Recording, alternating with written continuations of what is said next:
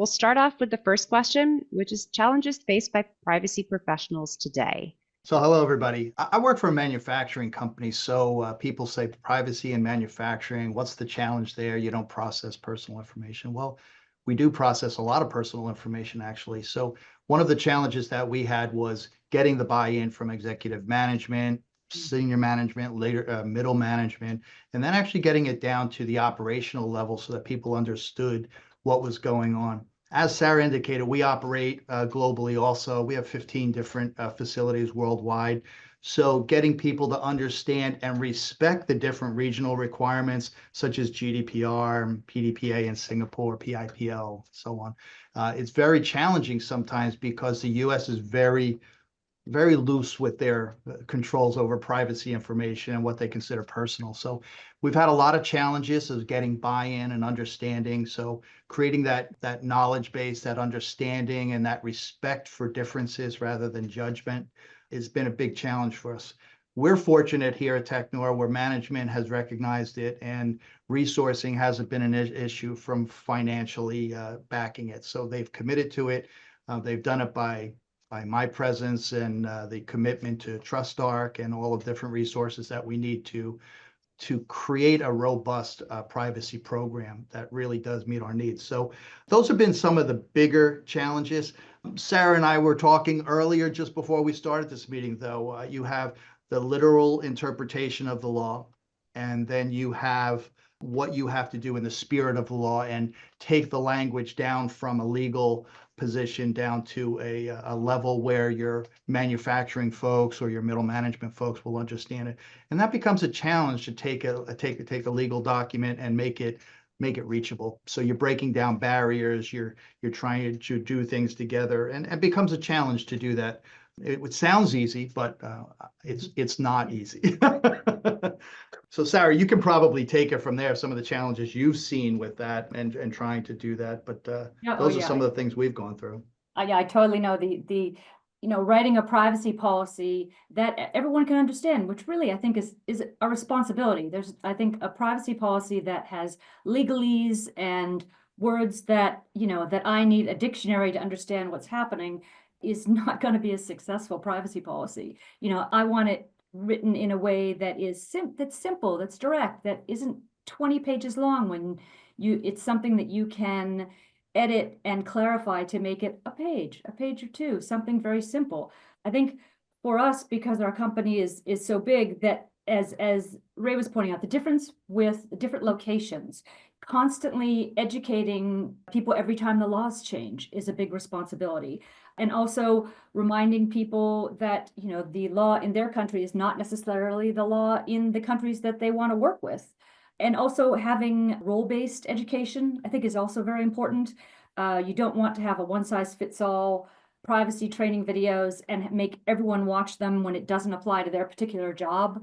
It's important to tailor it to the people that are going to see it, what they need to know. You don't want to overburden people or make them bored with it. And on the flip side, trying to make something interesting and exciting. In some fields like marketing, they need more privacy training than, say, supplies that are dealing with maybe addresses and names, but not IP and the technical logs and things like that. So making the education, as I said, role-based and interesting, and then of course constantly redoing it. I like to think that of privacy not as a flu shot. It's not something you just do every September. If it's something that you need to know when the laws change, and you need to know if it affects your job and if it's important. And sometimes if a major company in the world has gotten a breach, it's good to tell your employees, hey, this happened elsewhere. You might need to check your account, update your information. I think making privacy training personal so people understand how it can affect them and their family and their loved ones, what can happen with their personal information, is also, it helps them take it to heart and be interested in protecting it for the company. Yeah, I think training and awareness of different privacy regulations, how they affect you, is something that I certainly struggled with prior to my time at TrustArc. I was, building privacy programs for a mortgage loan originator. And I think that one of the issues that I faced that I would love to hear everyone else discuss was allocating resources and budget. I had worked for a mortgage loan originator that was domestic to the US a few years ago, so not as many state laws, but they were expanding into the UK. And I was having to, demonstrate the need, the necessity for budget and resource allocation. How have you all handled that in your independent organizations? Well, I think for us, it's interesting to me since I work in Europe that I started working on privacy in the US, and then in moving to Europe and working on it here, the culture is so different. It's so different. And here it is much more assumed that privacy is important and it's taken with care, and people are very aware of cookie rights and the information that they are granting to websites and to companies and businesses and whatnot. And it seems in my experience, this has just sort of a fairly new thing, maybe, since GDPR, since 2018. A lot of companies in the US were really just sort of realizing this was going to be important, and they had to put some budget aside to protect this. And also at the beginning, there wasn't a whole lot of regulatory fines on US companies in the first few years. That's really ramped up a lot. And I think that has made a lot of US companies a lot more aware of the importance of investing in it. And even, with the new AI Act, that just the parts of it that just became enforceable involve a literacy. You have to have your employees that work with AI have to be literate about using it and about the privacy protections in it. So as I was saying, it's easier here than it was in the US, but still the importance of it with the regulatory fines, with losing with the possible damages to reputation. I mean, that's really what companies are. I mean, that's something that can take years to rebuild, if they can rebuild it. If trust is lost, that is a very important focal point. And that, I think, has really caught CEO level attention on protecting companies' hard worked reputation, Mm-hmm. Yeah. Yeah, And we we've the brand awareness, I think, is something huge, Sarah. Yeah. We've just celebrated 100 years, and ethical behavior and trust is what we're built on. And doing something that would jeopardize that and lose our trust of our business partners, our employees, it would just be Important. it would be devastating to us as an organization, to the ownership, and it would just be very, very difficult to recoup from damages that you could have avoided. And I think you're right. The fines, money talks, unfortunately, right? When there's a threat of significant fines and reputational damage or loss of business and sales due to violations and things, it gets everybody's attention quickly. I do want to add, though, doing it because it's the right thing is the way to go. Because you do that, I like to use the term, you take the high road, right? Not because somebody's looking over your shoulder, but you protect your employees' data because it's the right thing to do. You use privacy by design because it's the right thing to do, not because it's stated in some GDPR manual, but because it's the right thing to do. So whenever you can mitigate risk, you do so. When you need resources, you have to scream loudly for them sometimes, and it's challenging because of competing, directives and things of that nature. But you're always going to want more resources than you have, and it's always going to be a challenge. But there is value that we bring to the table: the trust, the brand awareness, the way we answer audits from our key vendors, our strategic vendors, and they come back and they say, "Well, Teknor is a trusted partner," and that goes a long way when you have two vendors that maybe one is less trusted or doesn't have the type of systems and services. So Yeah, exactly. So Kathleen, the budget problem, the resource problem, it will always be there. And it's just something that you have to have the trust of executive management. When you need resources, you ask for them. And if you're persistent, you'll get them. But you may not get them when you want them. You may not get as much as you want. But if the company is committed to your privacy program, you will get what you need to do the job reasonably effectively. Yeah, and Ray, that's a really good point. There's the external trust. You know, we want our customers to trust us with their information, but we also want our employees. We want our employees to know that we are transparent with any information of their personal information. I mean, that's a very good point. That it's a I don't want to say a two-way street, but that's a two-pronged. It's a two-pronged concern. You know, and you really want to have a firm foundation of trust in both directions. Yeah, I also want to add on what Ray said. It matters for like big multinational companies, but also for like small to mid-sized companies. You want to start like small and early instead of at the last minute. So it's actually easier for a small and mid-sized business to do it early, just to demonstrate that they care about privacy, they respect the data that's entrusted with us. So that will also definitely differentiate them in the market. If in the same line of providing the products or the business, you are doing this, you demonstrate that you care about privacy culture, you're handling data responsibly, that's definitely going to make you stand out in the same line of product or in the market. That's true On because the people top, ask about it now. Oh, I'm sorry, Kathleen. yeah, no, sure, absolutely. Please go ahead. I just said it's customers ask about that. There were years past they didn't ask about it. What is your privacy? How do you handle personal data? When do you delete it?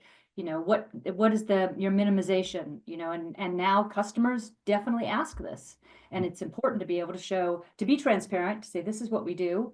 And as Ray pointed out, in plain English, in understandable language, you know, this is how we treat it. This is how we treat it with our colleagues. This is how we treat with our customers. You know, that's all, these are all important policies to have available. I was going to say on the topic of building trust, privacy does not exist in a vacuum. And I know that in my previous organizations, I had to work very, very closely with security, with IT, with legal, with all these different functions to build the trust that we're also, you know, talking about and that we want to protect. Can any of you all speak to your experiences with building cross collaboration internal within your organization with other teams that help to protect the privacy of customers' data or employees, as you say? Sure, I can take a run at this one. So, you know, my past experience, you know, 19 years as ERP manager has really allowed me to work all regions of the world, all functions of the world, of the operation. So I know the players very well. They know me very well. And so that collaboration becomes a little bit easier for an organization that may be more spread out like Sarah's, where they're just so large and, you know, it's difficult to know that. So I think, like you said, the smaller mid-sized companies are a little easier to accomplish that cross collaboration because it may be a little bit more intimate than the large global organizations. But it is doable. We're probably medium-sized compared to most companies that are out there on a global scale. But it does require effort. It does require trust. It all goes back to that trust and the relationship. We were speaking earlier as a team, we were speaking about the relationship, the return to office, and how do you build that relationship, the trust, the ability to pick up the phone and say, hey, I have a problem or I have a concern.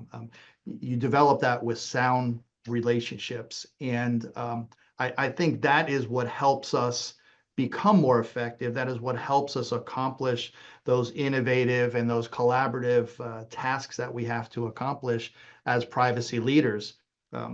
Let's face it, it's not just privacy anymore, right? It's legal, it's risk management, it's records and information management, it's security, it's legal, and then you pull the business into it, right? That's the variable. And so they all have to align, and if they're not in alignment, then you're working in silos. You don't have an effective program. It's not very robust, and ultimately it will fail. So it's essential, Kathleen, just like you said, it's just essential to have that collaborative environment. Right, and exactly. And I think oftentimes a security breach, when you hear about a company that's had a major security breach, people's personal data was involved. You know, and I think, you know, we've always worked hand in hand with our information security people, our CIS, and we, you know, have, for us, we have a lot of annual, not just annual trainings, but we have games, we have contests, we have certain weeks of people pitching ideas, because we are under the same umbrella. You know, as Ray pointed out, I think in the olden days of siloed, you had finance over here and sales over here and privacy here and security here. And certainly for privacy and security, we are, you know, like this. We have to work together. We have to communicate with each other, you know, and I think in a large company, there is the challenge of, I suppose, talking, you know, there's the time, the scheduling sometimes, but having meetings where we can all put in our same ideas and talk about our problems and how the best things to address them and move it forward. It's just communication. Yes, that's the word I'm looking for. Communication. You know, having good communication and constant communication to work together and present a united front, because we are united. You know, we have to be. We have to be. We have the same goals. Yep, I remember I was brought in to do a privacy presentation to our security team, and the quote that I started off with was, "There is no privacy without security." So we are very interdependent, as you say. So I think that relationship is very critical. In the interest of time, I'm going to move it on because we have a couple of different questions we want to cover, but I think it leads very well into the next question. Why does your company need a privacy culture? So I've touched on some of the challenges, but why? Why is this so important? Who wants to take a first stab at that one? Well, I think I can jump in, but I think I'm going to say a lot of the things that Ray said. Really, I mean, there's the internal trust and the external trust, and there's building your company's reputation. If it's a smaller company, you want to start a good reputation that you take this seriously. For companies that have been around a long time and have a good reputation, you want to continue now that the world is all digital from, you know, the last 40 or 50 years.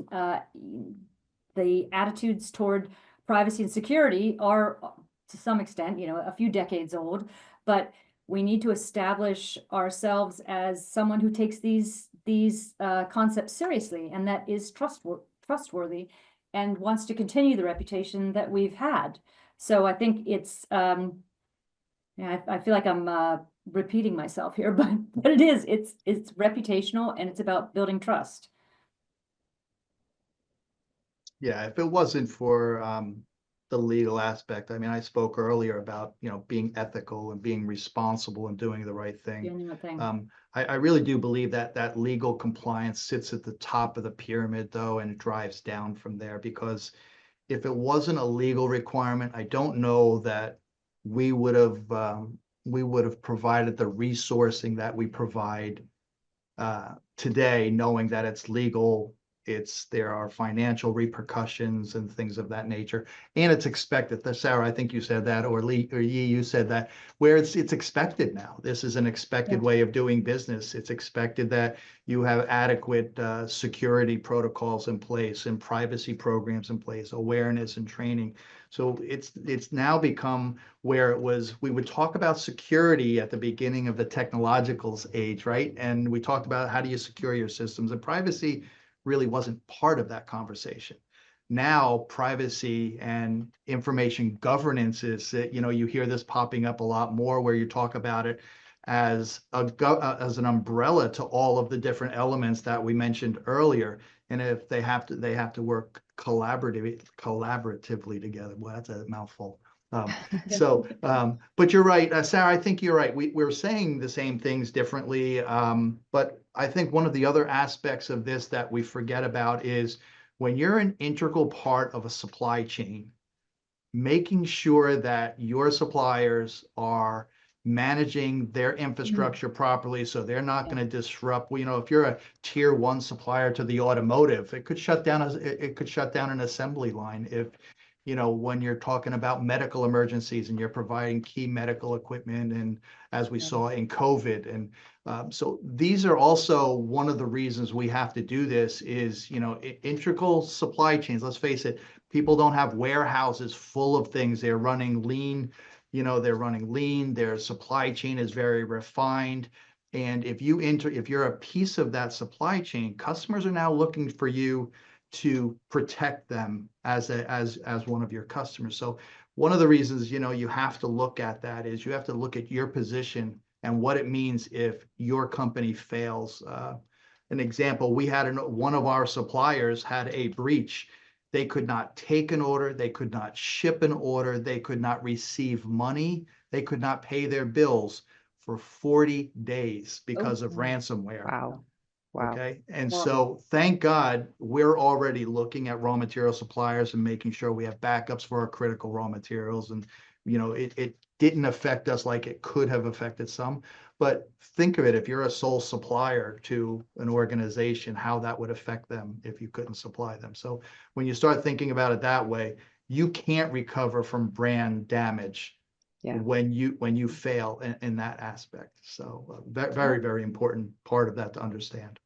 And it's true, you bring up a very good point about supply chain is an additional part of privacy is now it's not just my company's privacy, it's our needs extend to our vendors, and we have as GDPR requires contractual requirements that our vendors have to do, and then they have to have the same sort of responsibilities to their vendors, and it flows down that everyone that our company works with and touches needs to have a similar ethical attitude toward privacy. And this is just the norm I think in the industries now, that it's not just the company silo, it's all the company's suppliers, all the company's customers expect this and expect it from us, and who we buy from, who we make for, where we get our products, where we get our supplies.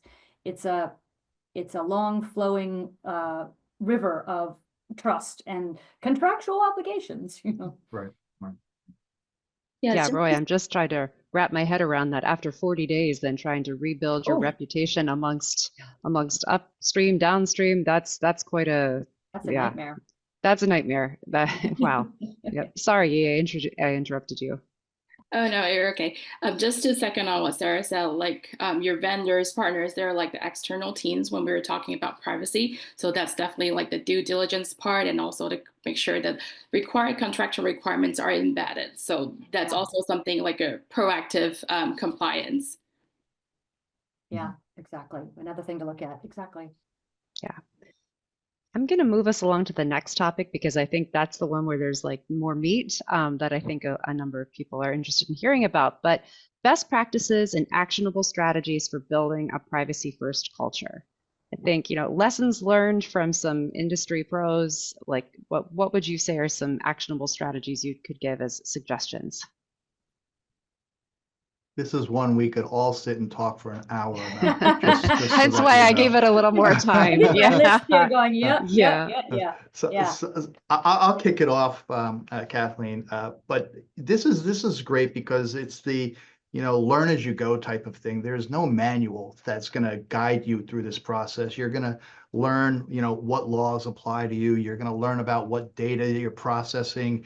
You're going to learn about where are my data flows? Where's my data flowing to? Who has possession of my data at any given time? To satisfy subject access requests and all of the things that go along with that. But the one thing that I learned that was probably the most substantial after I learned all of those base foundational things was don't overcomplicate it. We tend to want to overcomplicate systems as we implement them and say, oh, this is great. I have a new software program. Look at everything that I can do with it. Yeah. And we did a little bit of that. And, we're backtracking and we're simplifying, we're standardizing. As Sarah said, she's in how many countries, Sarah? I forget how many you said, but it was a lot. So if you start looking at that, I'll bet every country has a very similar foundation as it applies to privacy. And if you take the sum of that, we take GDPR in Germany as our GDPR requirements because they're considered the gold standard when it comes to GDPR. And I know if I follow that, I meet all of my requirements in Europe. Yeah. In the USA, I take California CCPA as my standard for the United States. And I make sure that we're following that so that I don't have to look at every individual state. I mean, I review them to make sure they fall within that. And so standardization, even though we're doing a little more, it's actually in the long run a little less because I don't have to concern myself as much with each individual little thing, doing the minimum versus standardizing and doing some sort of standardized way of approaching that. I've used that word too frequently, but that's really helped us in the long run. And the challenges that I have with that, though, is the technology is changing. We're running a marathon with no finish line. That's scary. So you have to pace yourself. You have to pick an implementation plan on meeting the existing requirements, but never losing sight of the changing requirements and what's coming down the runway, because there's a lot going on. There's the EU AI Act that just came on. There's the NIST Privacy Act that's going to be coming out here in the US, and hopefully a federal privacy program in the near future in the United States rather than these individual states. And then you have to look at new and emerging markets. So we're looking at another country in the Middle East. So what's their privacy program look like? And do I have concerns with that? So you've got to leave yourself enough flexibility where you can entertain new requirements, but never losing sight of the existing requirements, and keep it simple. I think those were the governing rules that we're running our privacy program, and it seems to be very successful with what we're doing. But overcomplicating it, you're going to need more resources. It's not sustainable. Overcomplication is not sustainable in the world that we're living in because of the variables that are coming at us each and every day. Yeah, I think that's very true. And I think for an actionable step, I think it's really important to do data mapping.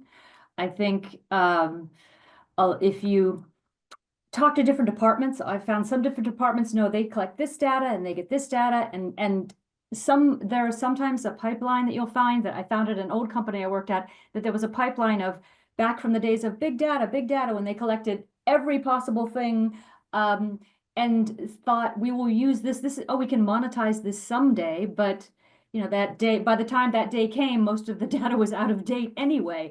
I think doing some data mapping, finding out where your data comes in, what data is collected, and make sure that you are not collecting data you don't need. Make sure that your minimization policies are all in place. You know, do you need a full birth date? Is a month and a year enough? You know, cut back on what you don't need and make sure things are deleted appropriately, simply because that saves you money down the road in storage costs. I think, you said, yeah, I was thinking about a lot of times in marketing when I've found people are very excited about, we might need that information sometime. And that is an attitude that I understand it, but you know, you sort of have to balance it with what is the right thing to do, and keeping the data that you need, and only having, you know, the processes of job related access to the data. You know, that's what I was going through my head. I just thought I'm obsessed with data mapping lately. And just keep, as I said, you have it traveling through the whole system, and that is so important, because as I said, different departments often don't know what other departments are collecting, and as it flows through, it gives you incredible insight into what you have and how you need to deal with it. That often sets up your policies for how you need to do what you need to do, you know? Yeah, I would Yeah. say awareness is really important, especially when you have different teams working together towards a shared privacy responsibility. Like Sarah said, marketing team, product team, they might have a different understanding of how much data they can collect, how much they can use. So it's really important to set up a training schedule before that happens, so they know how to handle the data properly.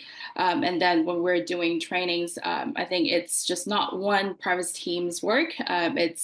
It's better to be more inclusive and design like role-based training. For example, for IT and security, it's more about the data incident or data protection perspective. For HR, it's probably about employee data. And then for product, it would probably be how early should privacy people be in there for the design cycle, like to embed the privacy by design principle. So those are also very important.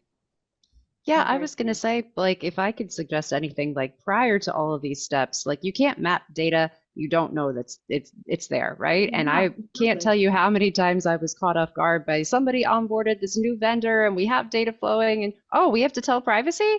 It was, you know, like there's a lot of interdependencies. So one thing that I do is always just try to put it out there. Hey, I'm the privacy pro and you can talk to me. Please feel comfortable coming with questions and answers.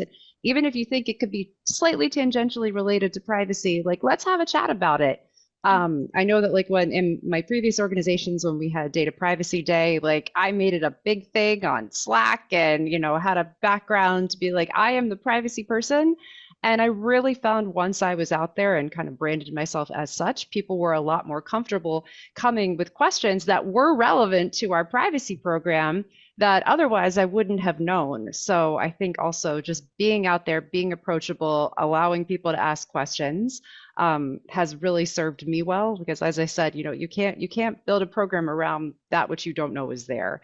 And I think depending upon where companies are in their levels of maturity, that information might be more readily accessible, or you might be, dependent upon somebody telling you if maybe your vendor management system isn't necessarily up to speed.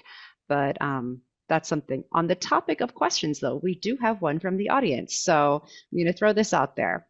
How to overcome internal challenges related to employee interests in understanding and abiding to the privacy policies and procedures laid down by an organization. I understand training is one aspect, but how do you make it more appealing to the employees? That's interesting. In positions that I've been in, we've tried to make it personal. And I think I was touching on this before and saying, this is protecting the customer's privacy obviously is paramount, but if people understand how this could affect them, how if their privacy was leaked in certain situations, if their privacy was breached, what could be the effect for them and their families and their children and whatnot. And I think that instead of having privacy be just these amorphous terms that don't necessarily affect the individual, when people understand how important it is, how it could affect them, how it could affect their life and their family's life and lives of people they love, then they understand that it is something that it is I thought Ray and I were talking about this is a passion, but I thought you can't necessarily get passion out of everyone, but just an interest that how important it is to carry the feeling of protecting your own personal privacy into work with you, and expanding that into how you want to protect the privacy of your customers and your fellow employees. I think that it's a bigger circle than a simple dot on the map. Yeah, Sarah, just to take that one step further, what we're doing at our company is if you go back years ago and you start talking about where was safety in an operation, and safety didn't get there because they trained people once a year. They were successful, and our company is very successful safety wise, thank God, and because they commit to regular updates. The CEO starts meetings talking about updates before he ever starts talking about the company performance. It starts every management meeting. It starts every supervisory meeting. It starts every meeting. And there's things posted everywhere, whether it be our intranet, whether it be bulletin boards, digital presentations in the canteens, wherever. And it starts everything. And then we went to security and we did exactly what you said, Sarah. We associated it to, these are things you can do to protect your home computer. These are things that you can do to protect your own information at home. And when you start relating it to things that they understand and they can say, oh, I can personally benefit from this, all of a sudden they attach to it and they can relate to it, so they do it. Privacy is really no different. When you start talking to people and saying, hey, do you know the information I can get on you because you're sharing it with everybody, that you're not going in and hiding cookies and you're not going in and doing this, or you're offering this information, or when you're buying those free games on your computer, they're taking all of your information and selling it. That's what's paying for that. And when you start educating people and relating it to their personal lives, that's when it really sticks. And so relating it to how you can help people personally, I think has been a success in safety, been a success in security, and I think it will be a success in privacy also. Yeah, Ray, I could not agree more. I think one thing that about privacy is that it is so approachable to everyone. I think anyone that has ever used the internet and clicked it, accept all, reject all on the cookies, has an understanding of privacy at a basic level just as a consumer. So I think, again, yes, making it relatable, training is one aspect of it. I would also say don't be afraid to be that privacy person. Like I said, if it's Data Privacy Day, celebrate it in on your internal, communication system, whether that be Slack or Skype or whatever that might be. And have that conversation with people that you're talking with in the office, right? Don't be afraid to brand yourself as that privacy person and be like, this is important to us. Get that executive buy-in. As Ray said, have your executives bring it up on maybe a town hall or at the start of every executive meeting. Yeah, I would say definitely just building that awareness for privacy. And Kathleen, exactly what you said. I think being the face of it, having Mm-hmm. a name where Mm-hmm. someone can reach out, can email with a question. I mean, Yeah. I can't tell you how often I get people say, oh, I have a stupid question. And I said, no, you don't. I Mm-hmm. guarantee I've heard this question before, or, when we have new systems put in place, everyone's confused on something new. And so you want to say, no, ask, there is no stupid questions. I have pride in asking. I ask stupid questions all the time. And I thought, come to me with anything. And I thought, if I know, great. If I don't know, I will find out for you and I will get back to you. It's simply giving people a touchstone or a person or a name to reach out to, because there's nothing worse than sitting at your desk thinking, oh God, so I need to do something with this, but I don't know who to go to. I don't have a name. I don't know where to ask. That does not move the company forward, and it doesn't solve problems. Yeah, and because privacy is so cross-collaborative, odds are if I don't have the answer, I probably know somebody and can kind of point you in the right department to get you there and put a face with a name. So I couldn't agree more with that. Yeah. Always remember this, or there's smoke, there's fire. If one person has a question, 10 other people have it and are reluctant to ask it. Yep. So, every question that's asked is an opportunity to educate and train. Yep, very true. But unfortunately, that's our only question. So I don't have any other questions from the audience. Anyone, I'm just going to throw it out to our speakers. Are there any final thoughts before we conclude? I have one that I think is very important if you're an international entity where you're operating in different areas. And it was a challenge that even just recently I learned from. I have, we have plants in Germany, Belgium, Netherlands, China, Singapore, and in the United States. So we've got, even West Coast to East Coast is a different approach to privacy, right? And one of the things I learned, we were dealing with some folks in our Europe, and we found that one of our employees was from East Germany. And from East Germany is very reluctant that everybody is out to get them. They're trying to steal their data. They're trying to control them. They're trying to monitor them. And then I have a situation in China where being monitored and surveilled is very common. And then I have the United States where, here, take my information, please take my information, here it is.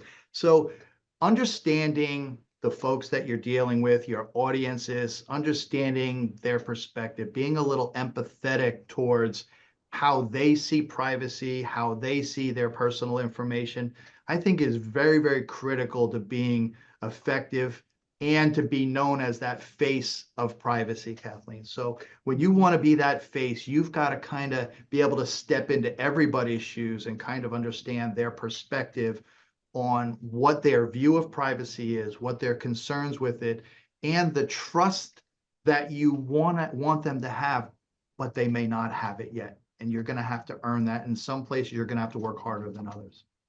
Yeah, We do have a couple questions that have come in. So sorry, but I want to make sure we get to the questions, and then Sarah, I'll let you finish. One of which is how to do any of this at a startup. And I'm going to take that question because I've worked at a couple of startups prior to my time here, both in ed tech and in fintech. And this question excites me. You have such a unique opportunity at a startup to interject privacy right from the get-go. Be that person, toot that horn that privacy is important when you're starting from the ground up. If you can get that involved in the culture to begin with, it's going to go, many, many yards further as you will continue to develop and to grow.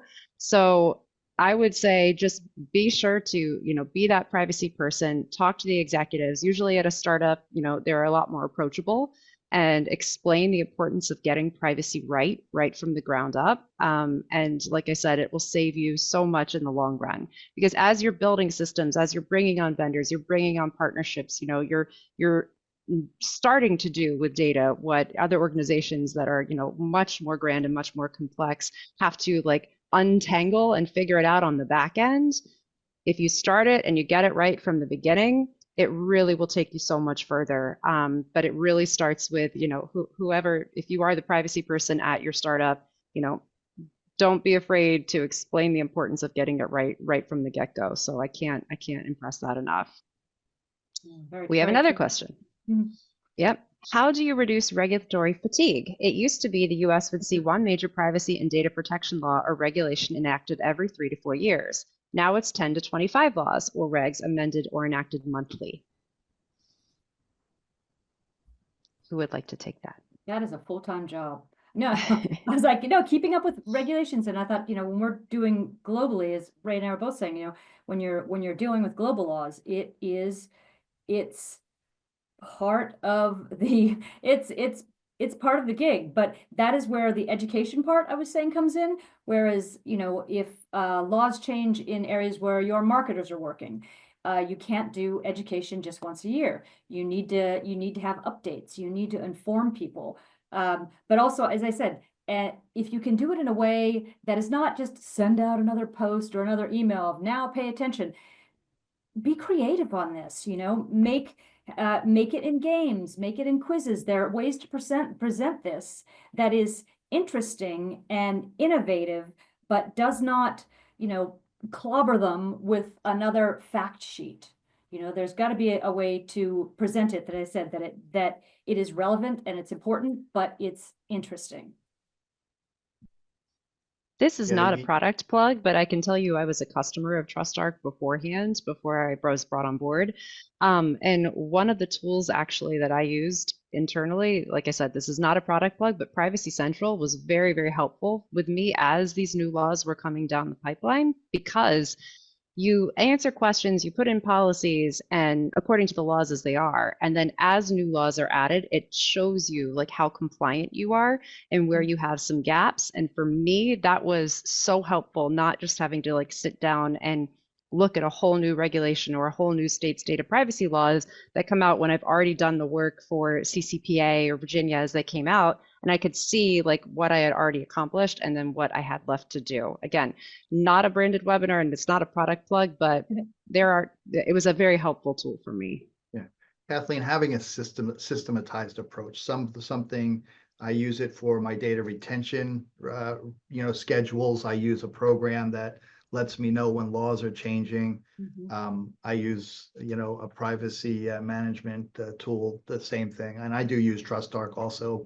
But I know there's lots of tools out there. But what I recommend is have a tool to help you monitor this, to make you aware of things. Because if you're spending your time trying to figure it out manually, you will never stay on top of it. You will always be behind chasing something. You need something that has a little bit of thought behind it. That's a program that's making you aware of things before they change, what's coming down the pipeline, rather than, oh, this was just implemented and it's too late. You're already behind the 8 ball at that point in time. But a system approach is definitely the way to go to stay ahead of that so you don't get burned out.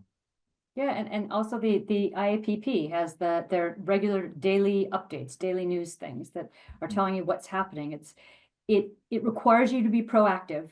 But yeah, instead of going out and looking at each country's website on what's happening, finding a tool that can gather everything you need in one place, there's no substitute for that. There just isn't. And there is a question, what are the best resources and websites to learn to get alerts when new laws come out? Sarah, I agree with you. IAPP does a fantastic job of consolidating. It's a wonderful resource. There's a couple more out there. I subscribe to the email alerts on Lexology, Future Privacy Forum, if that's something your company will sponsor you being a member of. There are a number of organizations, free resources and ones that are paid, that have great information out there. Yeah, there is a wealth of information. It's a matter of finding which ones are most applicable to what you're trying to accomplish and the arenas that you're participating in. Yeah, and I think it's also important to have a few, because sometimes I've found some places, like there are a lot of major law firms that do global privacy laws of the world, and you want to make sure you're looking at the most updated thing. And so it's nice to have a few options. Along the lines of IAPP, another question. Do any of you have thoughts as to whether it's valuable to obtain IAPP's AIGP certification now, while AI laws are very much in flux internationally? I guess that depends what your It's a little off.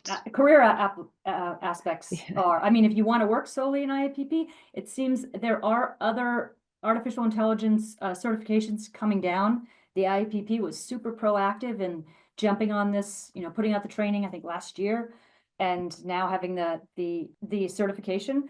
I've seen a lot of people, I've taken the training. I think it's helpful if you work in the industry. If you're a super knowledgeable engineer, I don't think it's very helpful for you. Since it's really governance focused and not necessarily engineering or back end focused. I said it depends on what your career goals are or what your job requires, really. I think offering the type of training that the IAPP offers is really wonderful. I also took the training, the AI training. I've taken it through SIGO and gotten my certification there. It really does depend on your career path. What do you want to do? What do you need to do in your career? And what certificate do you want to hang on your wall? Certificates give you credibility. And so, if you're struggling getting credibility within your organization, the certificate will help you gain credibility. It gives you knowledge also, but it also gives you credibility. So figure out what your career path is and then determine, do you need the credibility within your organization? Are you going to benefit from the piece of paper? But I will encourage the training is necessary. Whether or not you get the certification and pass the test, that becomes a career decision. Getting the education and the training is absolutely a requirement if you're going to participate in this field. Yeah, so many products these days are integrated with an AI aspect that you can't really continue in privacy and not be aware of this whole world that is now opened up and how privacy is integrated in your AI usage. I agree, Ray, that's absolutely required. Yes, I couldn't agree more. So ditto to everything that has been said here. Sarah, any closing thoughts from you? I know I interrupted you earlier. Oh, no, what I was just thinking of saying is I thought this is a silly tip, but I can't tell you how often it happens to me when I'm on a vendor's website and I'm looking for their privacy policy. I actually came up with one in the last few weeks that didn't have one, but not that was what I was going to say is that update your privacy policy. If the laws change in your state, if the laws change for your customers, if the laws change that affect you, please update it, please, because that is part of the whole thing we were talking about earlier of building trust, being an ethical company, having your internal and external, your external customers, your employees trust you and make you feel aware. It's going on a well-known vendor's website and their privacy policy is like 6 years old, just makes my heart sink. And it makes me not encouraging thinking that they're taking this seriously. The red flag. Yep. Yeah, red flag. Yeah. And update it in a way that's readable to the Yes. normal person. Yeah. Exactly. Yeah. Exactly. Sometimes it's good just to read through, even if there hasn't been a regulation change, and just say, like, hey, is this approachable? Does this get my point across in a way that others will be able to understand who are not privacy professionals? I think that's really important. And I think those are more interesting to read. I read legalese all day. I don't want to read it in a privacy policy because it doesn't need to be like that. You can make it in plain English and make it entertaining. It's possible. It is. It is. Yi, any closing thoughts from you? Yeah, I agree with just making it a priority to update your privacy policy. That's really the first thing everybody, the general public, the regulators will see. Before they know everything about your privacy practice, they will see your privacy policy. So just make it look nice and neat. Good advice all around. Well, thank you everyone for joining us today. And thank you to our speakers, Raymond, Sarah, and Yi for joining us. Thank you so much, Kathleen. This has been fun. Thank you, everyone.